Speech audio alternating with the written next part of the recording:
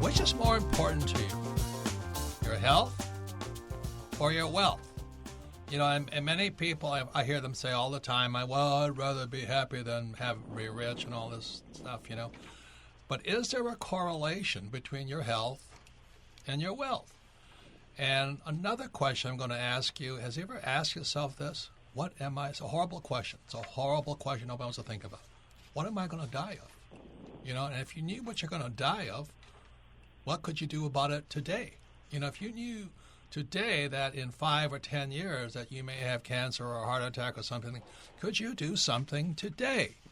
That makes more sense to me. You know what I mean? Because here I'm 68 years old, and many of my classmates are already dead. And they don't even, you know, they just, like, all of a sudden, they're dead. They just die. And they go, but they didn't know it was coming. So it's a very important show. It's in 2 tiers today. Is there a correlation between health and wealth? And as you know, health care has become wealth care. It makes the pharmaceuticals and insurance companies rich. It rips the doctors and rips the patients off. But also, can your disease that might kill you be prevented? So it's a very important show because those, no, money is more important to me or health's more important to me.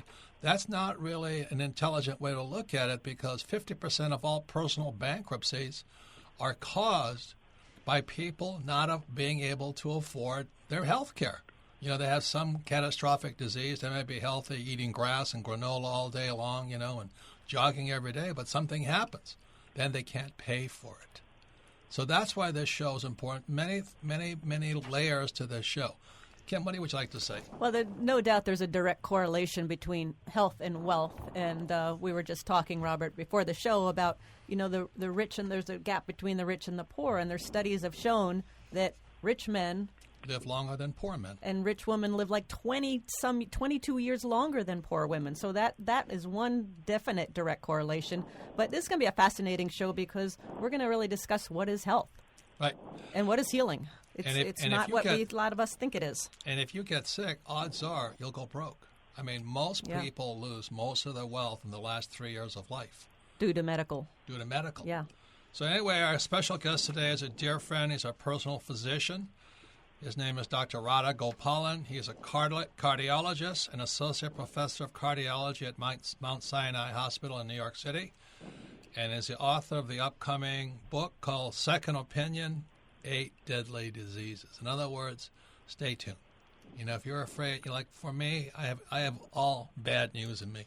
You know, my mom died of a heart attack. My dad died of cancer. Somebody died of this and all that. So when they ask you what kind of history do I have, it ain't good. But I'm still alive today. You know, I wasn't supposed to live very long because my mother had rheumatic fever while I was in utero, and the doctor said they should abort me. But she says, no, I'm not going to. So I've stayed alive, went to military school, joined the Marine Corps, did everything the doctor said not to do, became a pilot, and doctors kept saying, there's something wrong with you. I said, yeah, don't worry about it. They couldn't detect it. But I had a very bad heart. But yet I ran, I played football, I rode, I surfed, and I didn't listen to the doctors. So that's how I met Dr. Gopalan, was eventually the old heart gave out. You know, and holy moly. And so there must be a God somewhere, right, Kim? That's right. That's how we met Dr. Rahda Gopalan. So, Rahda, welcome to the show. Thank you, Robert. Thank you, Kim. This is fun to be talking to you guys about this. It's always exciting talking to you. Can you tell us your background, how you transition from Eastern medicine to Western medicine? Yeah, it's a long story. You know, I was born in Sri Lanka. I grew up in an Ayurvedic tradition, which is a traditional Hindu way of living.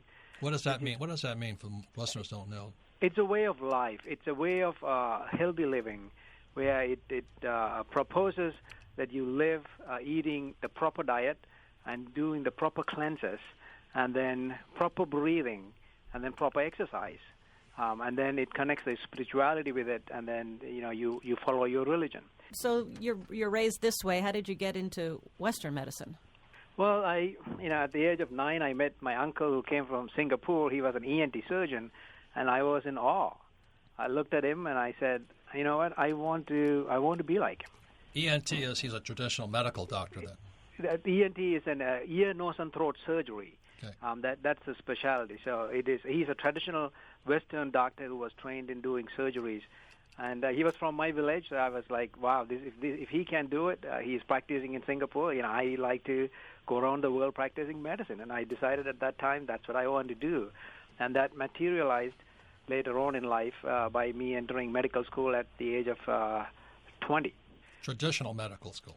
Traditional medical school. Okay. So you became a heart specialist. Yeah, I didn't even finish the medical school. Because after I entered the medical, 3 years afterwards, they closed the medical school in Sri Lanka because of the civil unrest. The Tamil Tiger Revolution. That's right. So then your medical training is cut short, and is that when you shifted over to acupuncture? Correct. There was a traditional medical doctor who gave up his practice of traditional medicine and was doing only acupuncture. I got interested in it, and my interest, I am already a 3 or 4th year medical student. And I am thinking, this guy doesn't make sense. He must be cheating patients. He was very popular. He had about 400 patients visiting him every day. He had about 10 of his assistants treating those patients during the entire day. And all of this is free of charge. So once again, this is Robert Kiyosaki. What you're listening to here is Dr. Rahda Gopalan. He's a cardiologist, associate professor of cardiology at Mount Sinai Hospital in New York. And what we're talking about today is, can Eastern and Western medicine, be better for you rather than just one or the other? That's what we're talking about. So Dr. Gopalan is talking about how he's already in medical school, but because of revolution or civil disturbance inside his country of Sri Lanka, his medical practice, his medical education gets cut short, and he goes into a school for acupuncture taught by a traditional medical doctor, and he suspects the guy is a quack. Is that correct? Absolutely. So you went there to kind of discredit acupuncture. I went there to see how he is getting by, cheating all these people. And what did you find? I found the opposite. Acupuncture worked. About 60 to 70% of the time it worked. I mean, so much so that I was involved in it that I became an instructor in his university and worked with him for the next 3 years. And then what happened? How'd you get back to medical school? Well, I needed to finish my medical school. So after working at that university for 3 years as an acupuncturist, I left for London and then transferred to St. George's University School of Medicine in the West Indies in Grenada. The good news about that medical school is the training as part of the medical school, you do it in England and here in the United States. So that's how you got familiar with Western medicine. Correct. And today, this is the interesting thing, which I didn't know, because after Dr. Gopalan worked on me, I found out because he's a cardiologist, then other doctors come to see him, medical doctors. So if you need a heart transplant or a kidney transplant or a lung transplant, those doctors have to come and see Dr. Gopalan for approval. So that's where the second opinion comes in. They go to Dr. Gopalan, and he says, I don't know if your patient's going to make it or your patient's a good candidate. Is that correct? Yes. What it is that it's called, cardiac clearance. So before the patient goes for any kind of organ transplant, they need to get a clearance from the cardiologist, making sure that their heart is going to be able to take the surgery. So Dr. Gopalan is like the judge where the attorneys come and make their case and say, look, this is my patient. He's 48 years old. He needs a heart transplant. And you decide whether or not he's strong enough. Correct. But let's say you have somebody who's ill today. It might be a good thing to go to richdadradio.com, pull this program up, and have your friend listen to what Dr. Gopalan has to say. Once again, Dr. Gopalan is a doctor of both Eastern and Western medicine. He knows the difference between health and medicine. They're very different things. But also he is the cardiologist that says yay or nay to transplants, such as a heart transplant, lung transplant. So what he's talking about today is disease, but more how maybe prevent disease, but also how you can be healthier. So there's two reasons. Something's going to get you down the road, but also what you can do to live a better, healthy life without spending all that money. So is there a difference? What is the big difference between Eastern and Western medicine? Do they treat health, or what is it? The big difference, Robert, is that it looks as if it is diametrically opposed. The Western medicine doesn't start functioning until you have a disease. and therefore it treats the disease. That's all it does. It treats. Once you have a disease, it'll treat you. It's excellent in treating disease. But if you look at the Eastern medicine don't treat diseases. They treat the person. The belief there and the philosophy behind that is if you improve the person, your own natural energy and the balance and equilibrium will get rid of the disease and even prevent you from having disease. So you heal yourself is what you're saying. Exactly. And one quick example of that is we had a friend, he's 92 years old, and I still remember he had cancer, and the doctors, Western doctors, came in and said, because you're 92 years old and because you have this and this and this disease with you, you're going to have this much, you're going to live for 2 more months. And you went crazy. You said, how can you say that? You don't know anything about this person. You don't know how strong his will is. You don't know his background. And you just look at the numbers instead of looking at the whole person. And Frank went on to live another, 18 months or so. Absolutely, a year and a half. I mean, in fact, Robert, our friend, he had the doctors looked at his kidney function and said that his kidney function is bad. His kidney function is bad. He's old. He cannot take this surgery. Right. And I spoke to him and I said, Frank, let's get rid of your kidney dysfunction. And he goes, how are you going to do this? I said, just let me do it. So we did acupuncture on him, and then 2.5 months into the treatment, we repeated the kidney function test. It was normal. And then he went to the doctor. When he went to surgery for pancreatic cancer, which is probably the worst cancer of all, right? Right. So he made it. He made it. I mean, not only that, we just prepared him with the Eastern philosophy and the therapy of acupuncture. We prepared his body to go through the surgery. And I have never seen a 90-year-old man go through the surgery that he went through and got out of the hospital in 10 days, walking out without having any complications. And Frank Sadir, who was my business partner, our business partner, and he was walking up and down the stairs and all this. I'm going, what are you doing, Frank? And he was getting healthier and healthier and healthier. It was amazing, and everybody said he would have been dead almost 2 years earlier. So that's the difference. What Eastern medicine does is treat the person, and Western medicine treats the disease. If you're going to understand that, let me say it another way.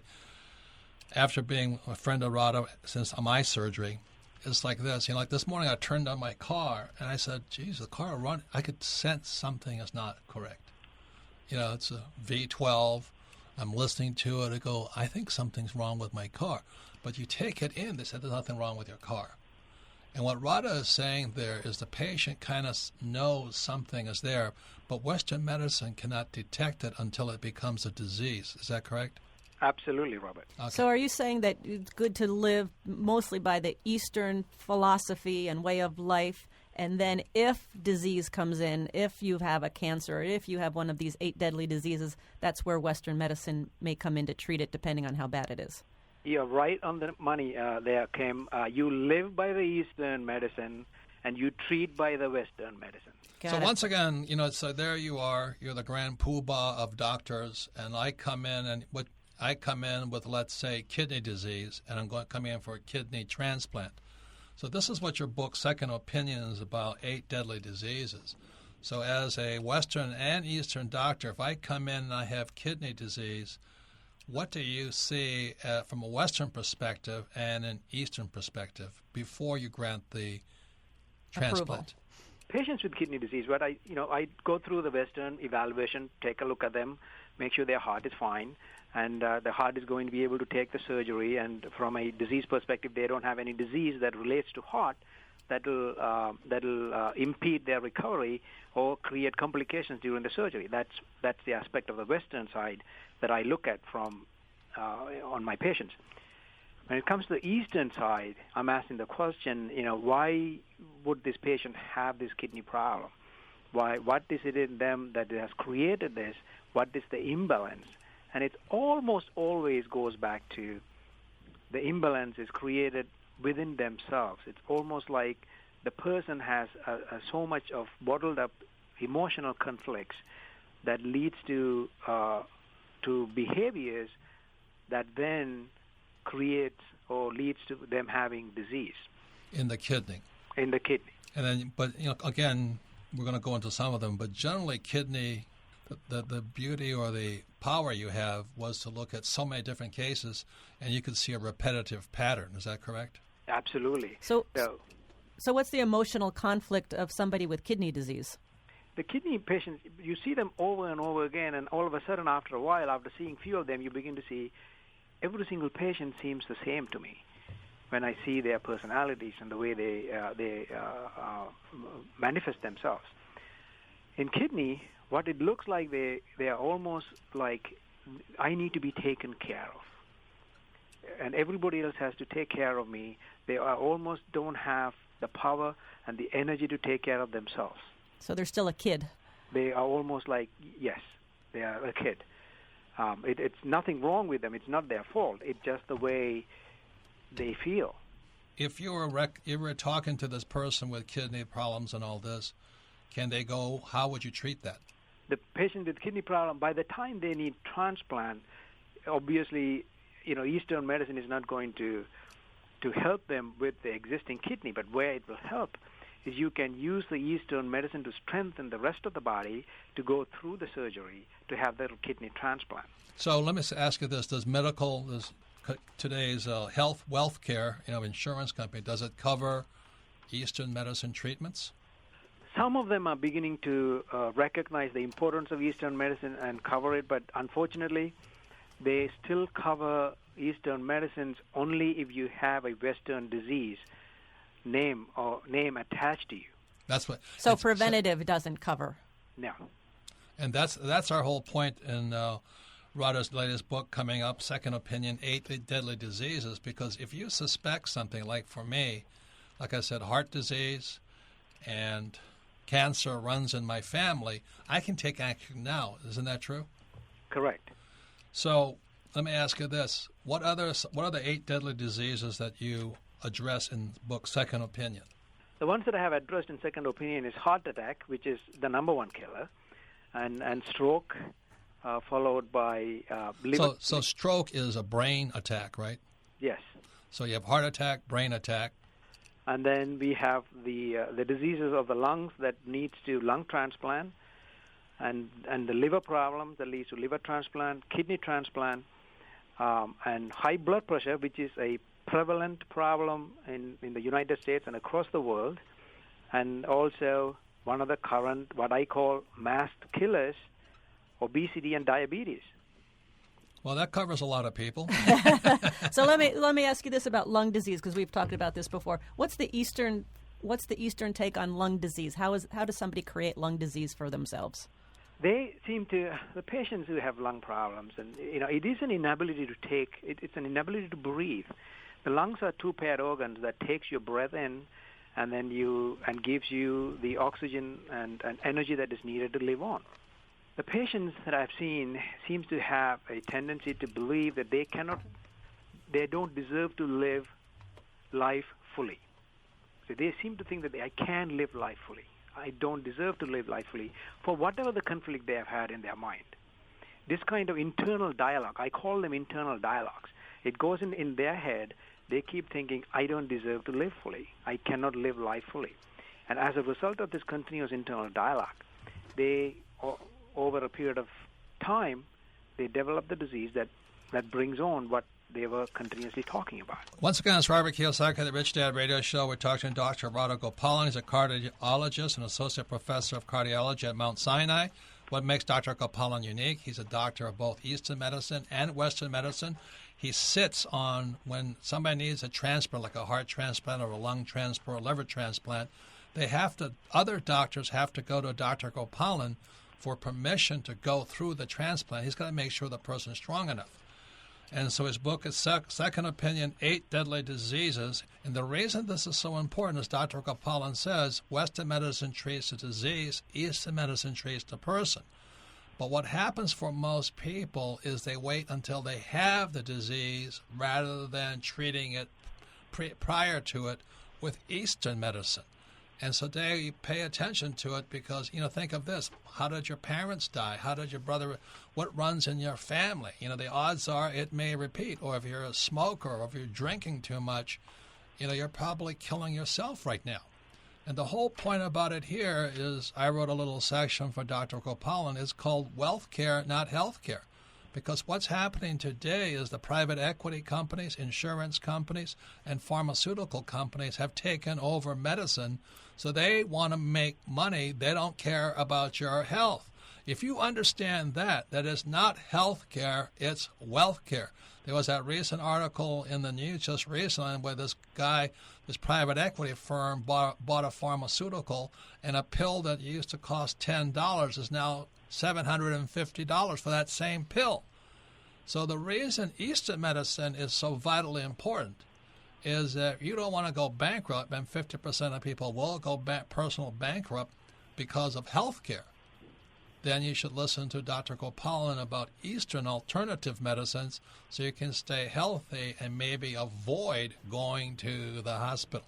And like the reason I appreciate Dr. Gopalan, again, he's a cardiologist and associate professor of cardiology at Mount Sinai, but he's also a doctor of acupuncture. His book, Second Opinion, 8 Deadly Diseases, is the perspective of your health from both an Eastern and Western philosophy. And again, if you think that you're going to die of something, I get this book and do it now versus later. But as Dr. Gopalan has said, medicine cannot help you. Traditional medicine cannot help you until you've already got it. And healthcare, or it's really called wealth care from the insurance companies, pharmaceutical companies, they're not concerned about your health. They're concerned about their wealth. And I have a friend who he has cancer. And about 3 years ago, because he's a smoker, I said, why don't you go see my other friend, Dr. Ellsworth, and go talk to him? He said, is he a medical doctor? I said, no. He said, well, I'm not going to talk to him then. And so the purpose for writing this book is, Rahda has enough trouble talking to his own medical doctors, but I would say this for Americans especially, they're pretty closed-minded to Eastern medicine. So I'd like to ask Dr. Gopalan, could you explain some of the benefits, seeing that being that you can see both sides, Eastern and Western? What happens when a person does acupuncture, let's say? A lot of people put their fingers up in a cross and say that's evil, evil, evil. What does acupuncture do? It balances your energy. The entire principle is based on balancing energy. We are energetic organisms living and trying to achieve balance on a daily basis. So the acupuncture proposes, as long as you are in balance, you are functioning at your optimal level, and you are resistant to disease. But what you're really talking about is your life force, your energy, right? Your ki, Correct. Your chi, whatever they call it. The chi, and then that has two aspects, which is the yin and the yang aspects, two sides to it. And so what else does acupuncture do? Because that's your... Because I do remember when you went in for your heart operation, and Dr. Rahda was there, and all of the pre-op stuff and all of the post-op practices was all acupuncture, reflexology, where they're working on your feet and all the organs connected to your feet, chiropractic. You were doing all the alternative medicines before the operation and after the operation. What was funny, there I am in intensive care, ICU, and Dr. Gopalan, all the nurses are on, and Dr. Gopalan, when he walks in, he's God. He says, nurses, please leave the room. He locks the door, and he starts putting needles in me because I think the nurses would freak out, So you're building up my energy prior to the surgery and after the surgery. Is that correct? Absolutely. The entire idea is to build up your energy so that you can go through the surgery easily, and then after the surgery, the entire idea is you recover faster. Because when you go through the surgery, your energy is totally unbalanced. When you cut somebody open and then sew them back, their energy has been disturbed. It actually escapes, doesn't it, sometimes? Right. So, and I remember you saying no healing ever happens in a hospital, so you got to get out of that hospital as fast as possible. As fast as you can, Yeah. Absolutely. And I tell you what, being in the ICU, I saw religion, man. I saw some dead people who were being kept alive. I'm going, I'm out of here, man. And then, so what is reflexology?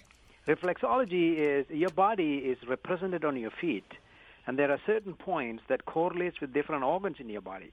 So if you do what we call acupressure or deep pressure on those points, they in turn influence those organs and in a way to balance the energy. So if you do reflexology on a regular basis, you are keeping those organs at an optimal level of functioning because you're balancing the energy. And what he writes about in his book, Second Opinion, is we have natural life energy, but that starts to deplete. And we also have renewable life energy. So we have one that's depleting, but one you can renew. Is that correct? That's right. You have a certain amount of energy that you're born with. and then we utilize some of the energy on a daily basis, and as you grow older, you are declining in your energy. But what you can do is you can increase your energy and renew your energy by having practices such as acupuncture, massage, yoga, and Tai Chi, and meditation. Those are what I call positive influences on your body. They're like assets. They give you more energy. So let me ask the next question, because there's things called naturopaths. What is, every time I go to a naturopath, they don't like allopathics. Allopathic is traditional medicine, and then there's naturopathic medicine. What's the difference? And I just want to say what's different about this book and with Rahda is the Western medicine says Eastern is bad, and Eastern says Western is bad. But you're saying there's positives in both, and how to combine them for optimal health. Absolutely. I mean, I think there is tremendous positivity in both of them, and you need both of them. Right, for health. Exactly, for health. And if you have disease, you go to a Western guy. But, Robert, to answer your question about the naturopaths are trained in naturally treating you. If you have an issue, if you have a problem, you go with a complaint. What they do is they will treat you with natural remedies. Yeah, so let me explain this. I say this in this book, Second Opinion, 8 Deadly Diseases. I see a naturopath once a month. Once a week.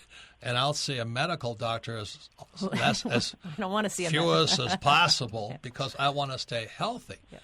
And so that's a difference in philosophy. I'd rather spend money on my health rather than pay it to the insurance company.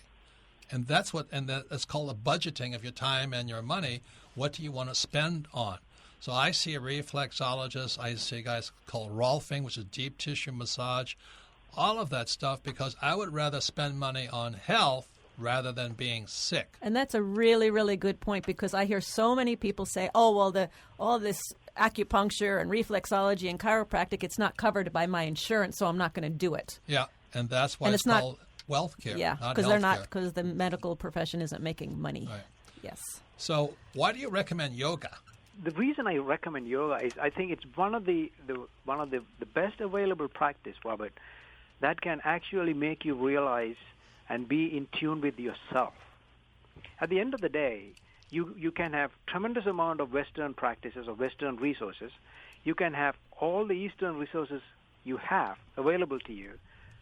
But again, at the end of the day, if you want to reap the benefits of both, you need to be a person who can actually do what it says that you have to do. Right. Once again, it's Robert Kiyosaki, the Rich Dad Radio Show. We're talking to Dr. Rahda Gopalan. He is both a cardiologist and associate professor of cardiology at Mount Sinai Hospital in New York, but he is also a doctor of acupuncture, and his latest book is called Second Opinion, 8 Deadly Diseases, but it's really about the difference between health care and wealth care. And the reason many people are dying today is simply because they only go and see a doctor when they're sick. And Eastern medicine, and it really is not one is right or wrong, but Eastern medicine is designed to keep you healthy because it treats the person, not the disease. Yeah, and one thing you said, Rahda, to me, which was a real eye-opener, you said all disease is caused by conflict. And the conflict is when you're not being true to yourself. So, for example, let's say I'm a vegetarian, but I'm working in a meatpacking plant. Right. That's going to create tremendous conflict, which then causes disease. Is that what you're saying? That is absolutely correct. So your work can kill you. Your work can kill you if you're not aligned with it. Absolutely. And not being true to yourself can kill you. Right. And so when you have to work in a place where you are not aligned with, one, you're not being true to yourself. That's the most important part. Your values, you're working against your own values. That is the conflict. And what is that going to do? It's going to drain energy on a daily basis. So you need to get clear on what your values are pretty quickly. And then something else that you've really helped me with, because I've never been able to do it until after I had my open heart surgery, is meditate. And I only now understand the value of meditation. Is really is to break the chatter in my head, the continual tape of my life. I'm now able to go to silence and then to stillness. How does meditation work? It helps you just like what you said, Robert. When you have the ability to be still and silent, and shut the brain up. That's hard to do. It is hard to do, but with practice you can do it. But guess what happens? When you have that stillness, every chatter afterwards that comes to your mind, you clearly recognize it. Once you recognize it, Kim, as you said, you will then be able to recognize if you are not aligned with something, if you have a bad conflict. Right. And it just stops all that chatter. The last thing I thought was important is after I had my open heart surgery, I went to a country called Kyrgyzstan, way up in the mountains, and you told me that it was important to shock my body. So I'm saying, well, how do I shock my body, And these guys I was with, they cut a big hole in this frozen pond, a river, and it was like the ice was like 4 foot deep. And they had this little sauna on the side, and what these guys were doing was they'd jump into the icy water, they'd sit there, and they'd run back into the sauna, run back and forth and all that. I would not have done it until you told me the importance of shocking. What does shocking the body do? It just takes away your attachment with your mind. Your mind gets separated from your body when you shock the body. On a daily basis, we identify ourselves through the body, and which is not the real self. So by shocking it, you're separating. In your mind, you're enduring those pain, the cold and hot, alternatively, that separates your mind from the body. It's exactly opposite to yoga. Yoga will then work to unite both together, but you need to understand the difference first by separating in order for you to understand the union. So that's what Asians call yin and yang. Correct. And when this conflict is happening, when people are going through conflict, is in Western, is that what we call stress? Yes. We use the umbrella term stress. Right. The stress is used to describe any kind of conflict. Any kind of conflict. And the last thing is how important is sweating? Sweating is very important for the simple reason. One, it gets rid of all the impurities from your body. But more importantly, in the modern world, sweating helps get rid of heavy metals. And on a daily basis, we consume heavy metals through processed food, drinking wine, all kind of other things that has heavy metals in them. And you can take a test to find out how, I take the test. I'm loaded with heavy metals. And you can take this little blood test. Is that what it is? You can take blood test, saliva test, or hair test. There are several ways of testing it, yes. You can take the test and then find out if you have heavy metals in your body. And what do heavy metals do to the body? Several things. And one of the most common thing, it increases your risk of having cardiovascular system. For example, lead, cadmium, and mercury, all those heavy metals have significant influence on your cardiovascular system. Yeah, now, what was funny when you saw my heavy metals, you said you've been eating too much sashimi. Right. All you fish eaters out there, you're loading up on mercury and lead. Which goes, and I know we don't have a whole lot of time left, but the whole thing about diet, there's so much about diet, and there's so much different information. Is there one kind of rule you have, Rahda, about diet? Very simple, Kim. You eat very close to the ground, without too many hands touching the food, then you're good. That's close to the ground. Or another way of they say it is that you shop on the outside of the supermarket, not the inside of the supermarket. Yeah, the processed not stuff the processed foods. Got it. It. And it's really interesting. If you stand in the next supermarket line, watch what people are putting in their baskets. You can almost predict the future. You can see why there's sick people around. So once again, we're talking to Dr. Rahda Gopalan. He's a cardiologist, associate professor at Mount Sinai Hospital and in New York. He's the author of the upcoming book, Second Opinion, 8 Deadly Diseases. And we're very fortunate Dr. Gopalan has some time. He's a very busy schedule up in New York at Mount Sinai. And again, he's a cardiologist and associate professor of cardiology at Mount Sinai. And so, Dr. Gopalan, thank you for sticking around. And we'll now go to the first question. What's the first question, Melissa? Our first question today comes from Krista in Omaha, Nebraska.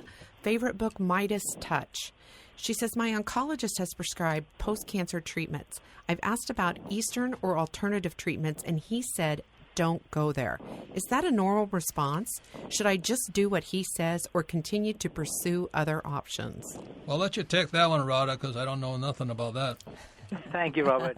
I think, yes. If the simple answer to that question is that a normal response?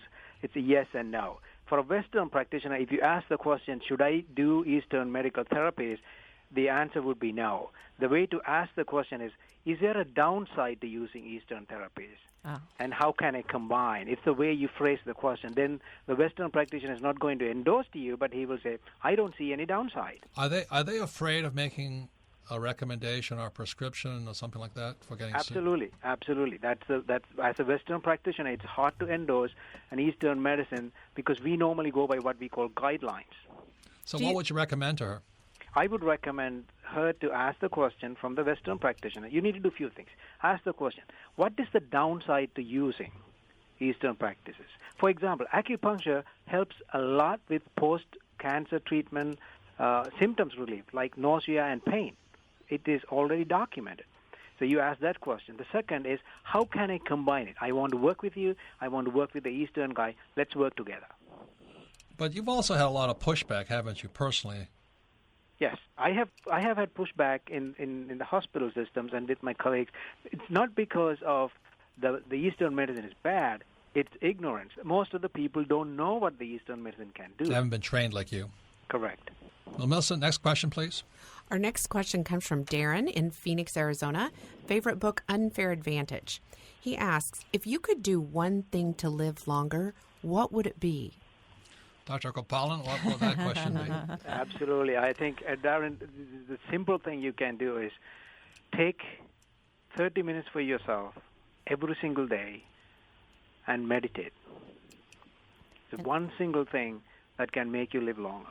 And how do you meditate? Because there's all sorts of ways. Yes, there are several ways of doing it. You can start by looking at, most of the people start with what is called candle gazing to start with. Then you can get trained in different types of meditation. One of them is Transcendental Meditation, where you're given a mantra, or you can observe your own breath. But this is my. There's a lot on the websites, Kim. You can go into there's different types of meditation. Why does meditation increase your life? Because what happens is it clears your mind, and you're able to recognize your own conflicts easily as they come up in your life, and you're able to handle it better. You can only handle it if you recognize it. Most of the time, Robert, we walk around, we don't even recognize the conflict that goes on in our head. Right. It's like when I started meditating for the first time after Dr. Gopalan, I tried it so many times, I cannot shut up my brain. So when I found a system, and you got to find the system that works for you, suddenly I noticed my thoughts changing because I didn't realize I even had the thought. And then I could choose to change my thinking.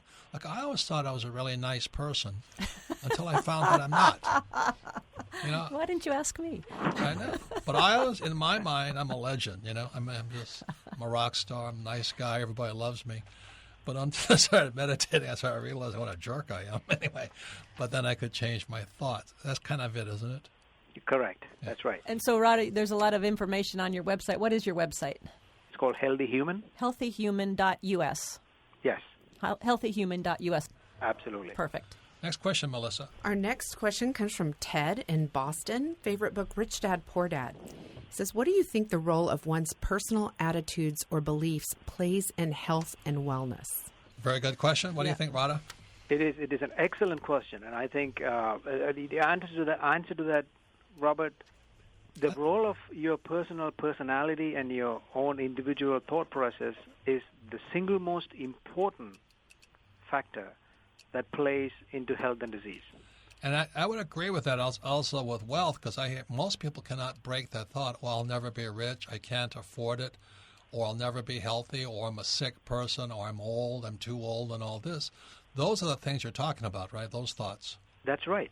And it's about being. And, just like you say, Robert, be, do, have, that applies to finances. The same thing applies to health and disease. Yeah. You have to be a certain person to be able to do what you have to do to be healthy. And let me just say this, one of the beauties of meditations, you can change the be through meditation. It's That's hard right. to do it through the do. And that's what I said earlier, as this friend of mine named Bob, the poor guy is dying of lung cancer, and I said, why don't you get a second opinion and go talk to my friend Dr. Ellsworth, who's a naturopath, and his belief is that I don't see anybody but medical doctors. And the reason I supported Rahda with his book, Second Opinion, 8 Deadly Diseases, is because all of us need to open our minds up, but we can only open our minds up if we're willing to change some of our beliefs, right? That's right. And I find, too, through meditation, a lot of times thoughts come that I hadn't thought of before, in a very positive way. And a lot of the conflicts that I have will dissipate through meditation because I'm quiet and I'm not. This mind isn't just racing like it is for most people 24 hours a day. And again, it goes back to the whole thing on conflict, that being true to yourself. Sometimes that's difficult to be true to yourself, and meditation helps with that and helps with the mindset. That's what I found. There's one more thing Harvard found out about meditation, is meditation actually increases your intelligence. Because most of our thoughts are coming from the limbic system, which is the old reptilian brain. When you meditate, you go into the prefrontal cortex, is where thought comes from. So either you're a jerk or you're a thinker.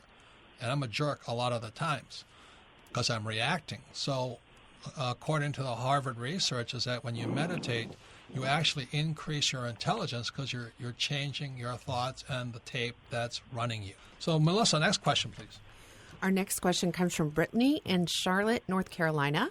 Favorite book, Rich Dad, Poor Dad. Her question is this: hasn't true healthcare become something only the wealthy can afford? That's a good question. And I'm afraid that's correct. Yeah. Like I said, in Dr. Gopalan's book, I wrote one little chapter in there called Healthcare Has Become Wealth Care. It's only to make the private equity guys and the rich richer. And that's what that example of the guy who bought a pharmaceutical company and took a $10 pill that's 60-something years old, so the R&D, research and development, is already finished in it, and they raised it to $750, I think, per pill. But I just checked into I was going to say, what about you went into the hospital for a cut? I worked in the hospital for a quarter-inch cut, and my bill was $34,000. And I said, and then they go, I said, what's the $34,000? And they said, well, $10 was for the pill, but $8 was for the vial it came in, and then $10 for the nurse to hand it to you. I'm going, oh, thank you very much. What do you think of that, Radha? It sounds like the place that I work at. Yeah, I've been there. Has healthcare really gone to just the wealthy? It has. Yeah. It is rapidly moving towards that. It's scary. And the insurance companies have really. You were telling me a story of the insurance companies. Oftentimes, you have to check with the insurance company for what you can prescribe to a patient, even though it might not be the best prescription. Absolutely. I mean, 20 years ago, I didn't have to do it. I did what was best for the patient, and then everything was taken care of. And I've seen the changes in 20 years. Now I have to get permission from the insurance company, or sometimes alter the medicine I prescribe. And just remember this, 50% of people go bankrupt not because they are bad financial managers, because they had health problems. If you think of that, that's why Dr. Gopalan's book, Second Opinion, 8 Deadly Diseases, is really the marriage of Eastern and Western medicine. And like I said, Eastern medicine treats the human beings about the energy and their health, and Western medicine treats the disease. And oftentimes they cannot treat the disease until you have the disease. Is that correct, Dr. Gopalan? Absolutely. Western medicine doesn't even look at you if you don't have a disease. And that's the big problem.